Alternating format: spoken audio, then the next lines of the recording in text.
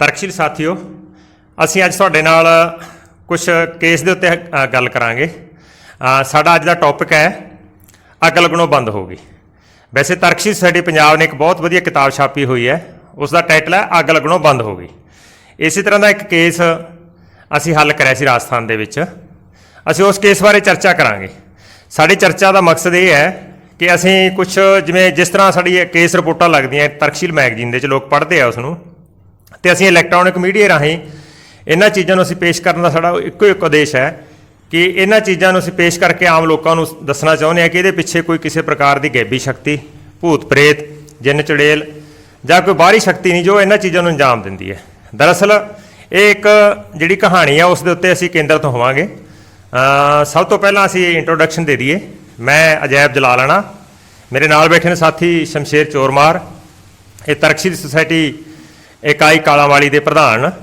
ਅਸੀਂ ਸ਼ੁਰੂਆਤ ਗੱਲ ਕਰਦੇ ਹਾਂ ਇੱਥੋਂ ਹੀ ਕਿ ਜਿਹੜਾ ਕੇਸ ਸੀ 2-3 ਮਹੀਨੇ ਪਹਿਲਾਂ ਸਾਡੇ ਕੋਲ ਫੋਨ ਆਇਆ ਕਿਸੇ ਸਾਥੀ ਦਾ, ਸਾਡੇ ਦਾ ਜਾਣਕਾਰ ਦਾ। ਉਹਨਾਂ ਨੇ ਸਾਡੇ ਕੋਲ ਜਦੋਂ ਇਸ ਕੇਸ ਬਾਰੇ ਚਰਚਾ ਕੀਤੀ, ਦੱਸਿਆ ਕਿ ਇਸ ਤਰ੍ਹਾਂ ਇੱਕ ਘਰ ਦੇ ਵਿੱਚ ਅੱਗ ਲੱਗ ਰਹੀ ਹੈ। ਅੱਗ ਵੀ ਘੱਟੋ ਘੱਟ 11 ਥਾਂ 'ਤੇ ਵੱਖਰੇ ਵੱਖਰੇ ਢੰਗ ਨਾਲ ਲੱਗੀ ਹੋਈ ਸੀ। ਤਾਂ ਉਹਨਾਂ ਨੇ ਜਦੋਂ ਫੋਨ 'ਤੇ ਸਾਨੂੰ ਦੱਸਿਆ ਅਤੇ ਸਾਨੂੰ ਪਤਾ ਲੱਗ ਜਾਂਦਾ ਵੈਸੇ ਜਦੋਂ ਇਸ ਤਰ੍ਹਾਂ ਦੇ ਫੋਨ ਦੇ ਉੱਤੇ ਸਾਡੇ ਕੋਲ ਕੋਈ ਕੇਸ ਦੱਸਦਾ ਹੈ, ਅਸੀਂ ਜਾਣ ਜਾਂਦੇ ਹਾਂ ਵੀ ਇਹਦੇ ਪਿੱਛੇ ਕੀ ਕਾਰਨ ਹੋ ਸਕਦਾ ਹੈ। ਵੈਸੇ ਤਾਂ ਜਾਏ ਤੋਂ ਪਤਾ ਲੱਗਦਾ ਉੱਥੇ, ਤਾਂ ਅਸੀਂ ਇਸ ਦੀ ਵਿਸਤਾਰ ਨਾਲ ਅਸੀਂ ਚਰਚਾ ਕਰਾਂਗੇ। ਸਭ ਤੋਂ ਪਹਿਲਾਂ ਮੈਂ ਸ਼ਮਸ਼ੇਰ ਜੀ ਨੂੰ ਪੁੱਛਾਂਗਾ ਕਿ ਉਸ ਪਰਿਵਾਰ ਬਾਰੇ ਥੋੜ੍ਹਾ ਜਿਹਾ ਦੱਸਣ ਵੀ ਉਹ ਪਰਿਵਾਰ ਕਿਸ ਤਰ੍ਹਾਂ ਦਾ ਸੀ। ਜਦੋਂ ਅਸੀਂ ਗਏ ਤਾਂ ਉੱਥੇ ਅਸੀਂ ਕਿਸ ਤਰ੍ਹਾਂ ਦੇ ਦ੍ਰਿਸ਼ ਦੇਖੇ, ਅਸੀਂ ਇਹ ਵੀ ਵਰਣਨ ਕਰਾਂਗੇ ਇਸ ਗੱਲਬਾਤ ਦੇ ਵਿੱਚ। ਸਭ ਤੋਂ ਪਹਿਲਾਂ ਪਰਿਵਾਰ ਦੀ ਉਸ ਦੀ ਪ੍ਰਕਿਰਤੀ ਦੱਸਣਗੇ ਸ਼ਮਸ਼ੇਰ ਜੀ। ਸ਼ਮਸ਼ੇਰ, ਜਦੋਂ ਆਪਾਂ ਗਏ ਉਸ ਘਰ ਦੇ ਵਿੱਚ, ਉਹਨਾਂ ਦੇ ਜਿਹੜੇ ਪਰਿਵਾਰ ਦੇ ਮੈਂਬਰ ਸੀ ਉਹ 4 ਭਾਈ ਸੀ, ਅਤੇ ਉਹ ਦੇਖਿਆ ਸੀ ਆਪਾਂ ਕਮਰਿਆਂ ਦੇ ਸਾਹਮਣੇ ਉਹ ਬਾਲਟੀਆਂ ਭਰ ਕੇ ਪਾਣੀ ਦੀਆਂ ਰੱਖੇ ਬੈਠੇ ਸੀ, ਕੋਲੇ ਉਹਨਾਂ ਦੇ ਮੱਗ ਸੀ। ਉਹ ਕਹਿ ਰਹੇ ਸੀ ਵੀ ਅਸੀਂ ਨਹੀਂ ਮੰਨਦੇ ਭੂਤ ਪ੍ਰੇਤ ਨੂੰ, ਲੇਕਿਨ ਇਹਦੇ ਬਾਵਜੂਦ ਉਹ ਮੰਨਣ ਨੂੰ ਤਿਆਰ ਸੀ ਵੀ ਕੋਈ ਨਾ ਕੋਈ ਚੀਜ਼ ਤਾਂ ਹੈ ਜਿਹੜੀ ਸਾਡੇ ਸਾਹਮਣੇ ਅੱਗ ਲਾ ਦਿੰਦੀ ਹੈ। ਪਹਿਲਾਂ ਤੁਸੀਂ ਉਸ ਪਰਿਵਾਰ ਬਾਰੇ ਦੱਸੋ ਥੋੜ੍ਹਾ ਜਿਹਾ ਵੀ ਪਰਿਵਾਰ ਦਾ ਢਾਂਚਾ ਕਿਸ ਤਰ੍ਹਾਂ ਦਾ ਸੀ, ਆਰਥਿਕ ਪੱਖੋਂ ਉਹਨਾਂ ਦਾ ਮਕਾਨ, ਥੋੜ੍ਹੀ ਜਿਹੀ ਗੱਲ ਦੱਸੋ ਇਸ ਬਾਰੇ। ਸਾਥੀਓ, ਜਿਸ ਤਰ੍ਹਾਂ ਕਿ ਮਾਸਟਰ ਨੇ ਦੱਸਿਆ ਕਿ ਕੇਸ ਸਾਡੇ ਕੋਲ ਇੱਕ ਤਰਕਸ਼ੀਲ ਪਾਠਕ ਸੀ ਸਾਡੇ ਮੈਗਜ਼ੀਨ ਦਾ ਜੋ ਸਾਥੀ, ਉਹ ਹਰਿਆਣਾ ਸਰਕਾਰ 'ਚੋਂ ਇੱਕ ਰਿਟਾਇਰ ਕਰਮਚਾਰੀ ਸੀ। ਉਹਦੀ ਰਿਸ਼ਤੇਦਾਰੀ ਦਾ ਕੇਸ ਸੀਗਾ, ਕਿਉਂਕਿ ਉਹ ਸੂਝ ਰੱਖਦਾ ਸੀ, ਉਹ ਕਾਫੀ ਸਾਲਾਂ ਤੋਂ ਤਰਕਸ਼ੀਲ ਮੈਗਜ਼ੀਨ ਦਾ ਪਾਠਕ ਸੀ। ਉਹਨੇ ਪਹੁੰਚ ਕੀਤੀ। ਪਹਿਲਾਂ ਉਹ ਕਾਫੀ ਬਾਬਿਆਂ ਕੋਲੇ ਜਾ ਕੇ ਹੱਕ ਹਾਰ ਚੁੱਕੇ ਸੀਗੇ, ਅਤੇ ਲਾਸਟ ਦੇ ਵਿੱਚ ਉਹਨਾਂ ਨੇ ਉਸ ਸਾਥੀ ਕੋਲੇ, ਜੇ ਸਾਡੇ ਨੇੜਲੇ ਇਲਾਕੇ ਦੇ ਸਾਥੀ ਸੀ, ਉਹਨੇ ਪਹੁੰਚ ਕੀਤੀ ਉਹਨਾਂ ਕੋਲੇ। ਤਾਂ ਉਹਨਾਂ ਨੇ ਸਾਨੂੰ ਨਾਲ ਲੈ ਕੇ, ਮੈਂ ਅਜੈਬ ਜੀ, ਸਾਡੇ ਜਸਵੰਤ ਪਟਵਾਰੀ ਜੀ, ਅਤੇ ਉਹ ਸਾਥੀ ਸਾਨੂੰ ਉੱਥੇ ਲੈ ਕੇ ਗਏ। ਰਾਜਸਥਾਨ ਦਾ ਇਹ ਪਿੰਡ ਸੀਗਾ ਔਰ ਇੱਕ ਵੱਡਾ ਪਰਿਵਾਰ ਸੀ, ਜੁਆਇੰਟ ਫੈਮਿਲੀ ਸੀ, ਜਿਹਦੇ ਵਿੱਚ ਉਹਨਾਂ ਦੀ ਮਾਤਾ ਘਰ ਦੀ ਮੁਖੀ ਸੀ, 4 ਭਾਈ, ਉਹ ਚਾਰੇ ਹੀ ਵਿਆਹੇ ਸੀ। ਕਈਆਂ ਦੇ ਬੱਚੇ ਬਾਹਰ ਵੀ ਗਏ ਹੋਏ ਸੀ, 1-2 ਦੇ ਬੱਚੇ ਜਿਹੜੇ ਵਿਆਹੁਣ ਯੋਗ ਸੀ ਪੰਜਾਬ 'ਚ। ਹਾਲਾਂਕਿ ਇੱਕ ਕੈਮਿਸਟਰੀ ਦਾ ਲੈਕਚਰਰ ਮੁੰਡਾ ਨੌਕਰੀ ਵੀ ਕਰਦਾ ਸੀ, ਅਤੇ ਉਹਨਾਂ ਦੇ ਹੋਰ ਬੱਚੇ ਬੱਚੀਆਂ, ਕਾਫੀ ਜਾਣੀ 15-16 ਮੈਂਬਰਾਂ ਦਾ ਪਰਿਵਾਰ ਸੀ। ਇੱਕ ਮਿੰਟ ਮੈਂ ਗੱਲ ਰੋਕਦਾ ਵਿੱਚ। ਸਾਥੀਓ, ਜਿਵੇਂ ਸ਼ਮਸ਼ੇਰ ਜੀ ਨੇ ਗੱਲ ਦੱਸਿਆ ਵੀ ਅਸੀਂ ਇੱਕ ਜਿਹੜਾ ਪਰਿਵਾਰ ਜਿਹਦੇ ਘਰੇ ਘਟਨਾ ਵਾਪਰੀ ਹੁੰਦੀ ਹੈ ਉਹਦੀ ਅਸੀਂ ਆਇਡੈਂਟੀ ਨਹੀਂ ਦੱਸਦੇ, ਕਿਉਂਕਿ ਪਰਿਵਾਰ ਦਾ ਮਸਲਾ ਹੁੰਦਾ ਇਹ। ਅਸੀਂ ਜਾਣਬੁੱਝ ਕੇ ਨਹੀਂ ਦੱਸਦੇ ਉਹ ਪਰਿਵਾਰ ਦਾ ਨਾਂ ਕੀ ਸੀ, ਪਿੰਡ ਕਿਹੜਾ ਸੀ, ਇਸ ਕਰਕੇ ਅਸੀਂ ਸਿੱਧੀ ਗੱਲਬਾਤ ਰੱਖ ਰਹੇ ਹਾਂ। ਹਾਂ, ਅੱਗੇ। ਅਤੇ ਜਦੋਂ ਅਸੀਂ ਗਏ ਜੀ ਉੱਥੇ, ਮਤਲਬ ਅਤੇ ਬਹੁਤ ਸਾਰੀਆਂ ਚੀਜ਼ਾਂ ਜਿਹੜੀਆਂ ਉੱਥੇ ਮਤਲਬ ਘਟਨਾਵਾਂ ਹੋ ਚੁੱਕੀਆਂ ਸੀ। ਜਿਵੇਂ ਕਿ ਆਟੇ ਵਾਲੇ ਗੱਟੇ ਨੂੰ ਅੱਗ ਲੱਗ ਚੁੱਕੀ ਸੀ, ਉਹਨਾਂ ਨੇ ਸਾਨੂੰ ਦਿਖਾਇਆ। ਬਹੁਤ ਸਾਰੇ ਕੱਪੜੇ, ਗੁੜ ਦਾ ਗੱਟਾ ਵੀ ਮੱਚਿਆ ਪਿਆ ਸੀ, ਬਿਲਕੁਲ ਜੀ, ਗੁੜ ਵਾਲੇ ਗੱਟੇ ਨੂੰ। ਔਰ 2 ਜਿਹੜੀਆਂ ਉਹਨਾਂ ਦੇ ਮਤਲਬ ਬੈੱਡਾਂ ਨੂੰ, ਕਿਉਂਕਿ ਉਹਨਾਂ ਨੇ 4 ਪੋਰਸ਼ਨ ਬਣਾ ਰੱਖੇ ਸੀ। ਬਹੁਤ ਵੱਡੀ ਕੋਠੀ ਸੀ, ਡਬਲ ਸਟੋਰੀ, ਔਰ 4 ਭਾਈਆਂ ਦੀ ਰਿਹਾਇਸ਼ ਸੀ ਉਹਦੇ ਵਿੱਚ ਅਲੱਗ-ਅਲੱਗ, 2 ਨੀਚੇ 2 ਉੱਪਰ। 2 ਦੇ ਬੈੱਡਾਂ ਨੂੰ ਵੀ ਅੱਗ ਲੱਗ ਚੁੱਕੀ ਸੀ। ਇਸ ਤੋਂ ਬਾਅਦ ਜਿਹੜੀ ਮੌਕੇ ਦੀ ਤਤਕਾਲਿਕ ਘਟਨਾ ਸੀ, ਉਹ 'ਚ ਇੱਕ ਘਰ ਦੀ ਨੂੰਹ ਰਾਣੀ, ਜਿਹੜੀ ਵੱਡੀ ਤੋਂ ਛੋਟੀ 2nd ਨੰਬਰ ਦੀ ਸੀ, ਜ਼ਿਆਦਾ ਕੰਮ ਧੰਦਾ ਕਰਨ ਵਾਲੀ ਪਸ਼ੂਆਂ ਦਾ, ਉਹਦੇ ਵੀ ਨੌਰੇ ਦੇ ਵਿੱਚ ਜਦੋਂ ਉਹਦੇ ਕੱਪੜਿਆਂ ਨੂੰ ਅੱਗ ਲੱਗ ਗਈ ਸੀ, ਉਹਦਾ ਸਰੀਰ ਵੀ ਕੁਝ ਜਲ ਚੁੱਕਿਆ ਸੀ। ਅਤੇ ਉਸ ਟਾਈਮ 'ਚ ਉਹ ਸੰਗਰੀਆ ਦੀ ਇੱਕ ਨਾਮਵਰ ਡਾਕਟਰ ਦੇ ਕੋਲ ਐਡਮਿਟ ਸੀ, ਔਰ ਨਾਲ ਹੀ ਉਸ ਦੀ ਛੋਟੀ ਦਰਾਣੀ, ਜਿਹੜੀ ਹਿਸਟੀਰੀਆ ਦੀ ਇੱਕ ਮਰੀਜ਼ ਸੀ, ਉਹ ਵੀ ਮਤਲਬ ਉਸ ਟਾਈਮ ਉਸ ਘਟਨਾਵਾਂ ਨੂੰ ਡਰ ਕੇ ਉਹ ਵੀ ਐਡਮਿਟ ਸੀ।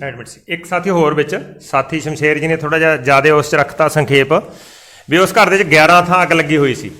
ਅਸੀਂ ਜਦੋਂ ਦੇਖਿਆ ਉਹਨਾਂ ਦੇ ਜਿਹੜਾ ਰਸੋਈ ਸੀ ਉਸ ਦੇ ਵਿੱਚ ਇੱਕ ਗੱਟੇ ਨੂੰ ਅੱਗ ਲੱਗੀ ਹੋਈ, ਆਟੇ ਵਾਲੇ ਨੂੰ, ਇੱਕ ਗੁੜ ਵਾਲੇ ਗੱਟੇ ਨੂੰ, ਉੱਥੇ ਕੋਈ ਥੈਲੇ ਟੰਗੇ ਹੋਏ ਸੀ ਕਿੱਲੀ ਦੇ ਉੱਤੇ ਉੱਪਰ, ਉਹ ਕਾਫੀ ਸਮਾਨ ਉਹ ਵੀ ਜਲਿਆ ਹੋਇਆ।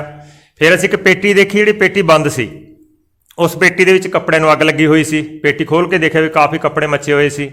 ਫਿਰ ਇੱਕ ਕਮਰੇ ਦੇ ਵਿੱਚ ਜਿਹੜਾ ਬੈੱਡ ਸੀ, ਬੈੱਡ ਦੇ ਨਾਲ ਢੋ ਹੁੰਦੀ ਆ, ਉਹਦੇ ਪਿੱਛੇ ਬਕਸਾ ਹੁੰਦਾ, ਤੇ ਬਕਸੇ ਦੇ ਵਿੱਚ ਵੀ ਪਹਿਲੀ ਵਾਰ ਅੱਗ ਲੱਗੀ। ਉਹਨਾਂ ਨੇ ਦੱਸਿਆ ਜਾਣੀ ਕਿ ਅੱਡੋ ਅੱਡੀ 11 ਥਾਂ ਅੱਗ ਲੱਗੀ ਹੋਈ ਸੀ। ਫਿਰ ਉਸ ਬੈੱਡ ਨੂੰ ਵੀ ਅੱਗ ਲੱਗੀ ਦੂਜੇ ਤੀਜੇ ਦਿਨ। ਫਿਰ ਲਾਸਟ ਇੱਕ ਦਿਨ ਉਹਨਾਂ ਦਾ ਪੂਰੇ ਕਮਰੇ ਨੂੰ ਅੱਗ ਲੱਗ ਗਈ, ਜਿਹੜਾ ਸਾਰਾ ਬੈੱਡ ਮੱਚ ਗਿਆ ਉਹਨਾਂ ਦਾ। ਤੇ ਇਸ ਤੋਂ ਬਾਅਦ ਫਿਰ ਜਿਵੇਂ ਸ਼ਮਸ਼ੇਰ ਜੀ ਨੇ ਦੱਸਿਆ ਵੀ ਲਾਸਟ ਦੇ ਵਿੱਚ ਜਿਹੜੀ ਔਰਤ ਸੀ ਇੱਕ, ਉਹ ਨਾਲ ਇੱਕ ਨੋਹਰਾ ਬਣਿਆ ਹੋਇਆ ਸੀ ਪਸ਼ੂਆਂ ਵਾਲਾ, ਉੱਥੇ ਉਹ ਗੋਹਾ ਕੂੜਾ ਵਗੈਰਾ ਚੱਕ ਰਹੀ ਸੀ, ਕਰ ਰਹੀ ਸੀ, ਤੇ ਉਸ ਔਰਤ ਨੂੰ ਵੀ ਅੱਗ ਲੱਗ ਗਈ ਸੀ। ਤੇ ਜਿਵੇਂ ਸ਼ਮਸ਼ੇਰ ਜੀ ਨੇ ਦੱਸਿਆ ਵੀ ਉਸ ਤੋਂ ਬਾਅਦ ਉਹਨੂੰ ਹਸਪਤਾਲ ਦੇ ਵਿੱਚ ਦਾਖਲ ਕੀਤਾ ਹੋਇਆ ਸੀ। ਤੇ ਅਸੀਂ ਜਦੋਂ ਦੇਖਿਆ ਉਹਨਾਂ ਦਾ ਘਰ, ਤੇ ਉਹਨਾਂ ਦੇ ਹਰ ਇੱਕ ਕਮਰੇ ਦੇ ਵਿੱਚ ਧਾਰਮਿਕ ਬਾਬਿਆਂ ਦੀਆਂ ਫੋਟੋਆਂ ਲੱਗੀਆਂ ਹੋਈਆਂ ਸੀਗੀਆਂ। ਇੱਕ ਧਾਰਮਿਕ ਪਰਿਵਾਰ ਦਾ ਪ੍ਰਵਿਰਤੀ ਦਾ ਪਰਿਵਾਰ ਸੀ। ਤੇ ਅਸੀਂ ਜਦੋਂ ਉਹਨਾਂ ਨੂੰ ਜਾ ਕੇ ਦੱਸਿਆ ਵੀ ਅਸੀਂ ਇਹ ਮਸਲਾ ਹੱਲ ਕਰ ਦਿਆਂਗੇ, ਲੇਕਿਨ ਉਹਨਾਂ ਦੇ ਜਿਹੜੇ ਘਰ ਦੇ ਸੀ ਉਹ ਮੰਨਣ ਨੂੰ ਤਿਆਰ ਨਹੀਂ ਸੀਗੇ, ਕਿਉਂਕਿ ਇੰਨਾ ਹੌਸਲਾ ਹਾਰ ਚੁੱਕੇ ਸੀ, ਕਿਸੇ ਬਾਬੇ ਨੂੰ ਲੈਣ ਵਾਸਤੇ ਜਾ ਰਹੇ ਸੀ। ਤਾਂ ਅਸੀਂ ਸ਼ਮਸ਼ੇਰ ਆਪਾਂ ਜਦੋਂ ਬੈਠੇ ਕਮਰੇ ਦੇ ਵਿੱਚ ਜਾ ਕੇ, ਤਾਂ ਆਪਾਂ ਉਹਨਾਂ ਦੇ ਮੈਂਬਰਾਂ ਨਾਲ ਆਲਰੇਡੀ ਗੱਲਾਂ ਕਰੀਆਂ। ਉਹਦੇ ਬਾਰੇ ਕੋਈ ਚਰਚਾ ਦੱਸੋ। ਹਾਂ, ਪਹਿਲਾਂ ਆਪਾਂ ਕਿਹਨੂੰ ਬੁਲਾਇਆ? ਉਸ ਦੇ ਵਿੱਚ ਬਾਰੀ ਸਾਰੀਆਂ ਮਤਲਬ ਘਰ ਦੀਆਂ ਜਿਹੜੀਆਂ ਔਰਤਾਂ, ਜਿਵੇਂ 4 ਉਹ ਦਰਾਣੀ ਜਠਾਣੀ ਸੀ, ਮਾਤਾ ਜੀ ਨਾਲ ਵੀ ਗੱਲ ਹੋਈ। ਤੇ ਜਿਹੜੇ 2 ਭਾਈ ਸੀ ਉੱਥੇ, 2 ਭਾਈ, ਉਹਨਾਂ ਦਾ ਇੱਕ ਰਾਜਸਥਾਨ ਦੇ ਕਿਤੇ ਛੋਟਾ ਕਾਰੋਬਾਰ ਵੀ ਸੀਗਾ, ਆਪਦਾ ਇੱਕ ਅਦਾਰਾ ਸੀ ਉਹਨਾਂ ਦਾ, ਕੋਈ ਸ਼ਾਇਦ ਹੋਟਲ ਵਗੈਰਾ ਚੱਲਦਾ ਸੀ। 2 ਭਾਈ ਲਗਾਤਾਰ ਉੱਥੇ ਰਹਿੰਦੇ ਹੁੰਦੇ ਸੀ। ਤੇ ਬਾਕੀ ਮਤਲਬ ਇੱਕ ਬੱਚਾ ਜੋ ਆਪਾਂ ਨੂੰ ਹਸਪੀਟਲ ਦੇ ਵਿੱਚ ਮਿਲਿਆ, ਟੀਚਰ ਸੀ ਉਹ, ਕੈਮਿਸਟਰੀ ਦਾ PGT ਲੈਕਚਰਰ ਸੀਗਾ, ਪੰਜਾਬ 'ਚ ਨੌਕਰੀ ਕਰਦੇ ਬਰਨਾਲੇ ਸਾਈਡ 'ਚ। ਉਹਦੇ ਨਾਲ ਵੀ ਆਪਾਂ ਗੱਲਬਾਤ ਕੀਤੀ। ਔਰ ਬੜੇ ਅਫਸੋਸ ਦੀ ਗੱਲ ਹੈ ਕਿ ਹਾਲਾਂਕਿ ਉਹ ਲੜਕਾ ਜਿਹੜਾ ਕੈਮਿਸਟਰੀ ਦਾ ਲੈਕਚਰਰ ਸੀ, ਕੈਮਿਸਟਰੀ ਪੜ੍ਹਾਉਂਦਾ ਸੀ, ਕੈਮਿਸਟਰੀ ਬਾਰੇ ਜਾਣਦਾ ਸੀ, ਸਾਇੰਸ ਲੈਣ ਦਾ ਸੀ, ਪਰ ਉਹ ਸਮਾਜ ਵਿਗਿਆਨ ਤੇ ਮਨੋਵਿਗਿਆਨ ਨੂੰ ਨਹੀਂ ਸੀ ਜਾਣਦਾ। ਕਿਉਂਕਿ ਜਦੋਂ ਅਜੈਬ ਜੀਆਂ ਨੇ ਅਸੀਂ ਗੱਲ ਕੀਤੀ ਵੀ ਬੇਟਾ ਤੂੰ ਇਹਨੂੰ ਕਿਵੇਂ ਮੰਨਦਾ, ਤਾਂ ਉਹ ਵੀ ਕਹਿ ਰਿਹਾ ਸੀ ਵੀ ਮੈਂ ਭੂਤਾਂ ਪ੍ਰੇਤਾਂ 'ਚ ਤਾਂ ਯਕੀਨ ਨਹੀਂ ਕਰਦਾ, ਪਰ ਮੈਂ ਬਾਰ-ਬਾਰ ਇਹ ਕੋਸ਼ਿਸ਼ ਕਰ ਰਿਹਾ ਕਿ ਮਤਲਬ ਆਟੇ ਨਾਲ ਜਾਂ ਗੁੜ ਨਾਲ ਕਿਹੜੇ ਕੈਮੀਕਲ ਦੀ ਰਿਐਕਸ਼ਨ ਹੋ ਕੇ ਅੱਗ ਲੱਗ ਸਕਦੀ ਹੈ। ਫਿਰ ਅਸੀਂ ਉਹਨੂੰ ਸਮਝਾਇਆ ਕਿ ਇਹ ਇਸ ਐਂਗਲ ਤੋਂ ਸੋਚਣ ਵਾਲੀ ਗੱਲ ਨਹੀਂ ਹੈ, ਇਹ ਸਮਾਜ ਵਿਗਿਆਨ ਨੂੰ ਔਰ ਮਨੋਵਿਗਿਆਨ ਨੂੰ, ਤੁਹਾਡੇ ਘਰ ਦੇ ਵਿੱਚ ਜੋ ਵਿਵਹਾਰ ਹੈ, ਘਰ ਦਾ ਰਹਿਣ ਸਹਿਣ ਆ, ਉਹਦੇ ਵਿੱਚ ਕਿਤੇ ਨਾ ਕਿਤੇ ਦਿੱਕਤ ਆ, ਇਸ ਕਰਕੇ ਹੀ ਅੱਗ ਲੱਗ ਰਹੀ ਹੈ, ਨਾ ਕਿ ਕੋਈ ਕੈਮੀਕਲ ਰਿਐਕਸ਼ਨ। ਤਾਂ ਇੱਕ ਸੈਕੰਡਰੀ ਗੱਲ ਹੈ। ਤੇ ਉਸ ਤੋਂ ਪਹਿਲਾਂ ਇਹ ਵੀ ਸੀ ਸ਼ਮਸ਼ੇਰ, ਉਸ ਘਰ ਦੇ ਵਿੱਚ ਜਿਹੜੀ ਔਰਤ ਸੀ, ਜਾਣੀ ਕਿ ਆਪਾਂ ਨੂੰ ਤਾਂ ਪਤਾ ਲੱਗ ਗਿਆ ਸੀ ਵੀ ਕੌਣ ਲਾ ਰਿਹਾ।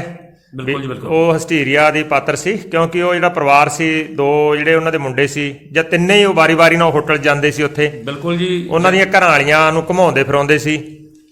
ਇਹਦਾ ਵੱਡਾ ਕਾਰਨ ਸੀ ਘਟਨਾ ਦਾ, ਜਿਹੜਾ ਉਹ 'ਚ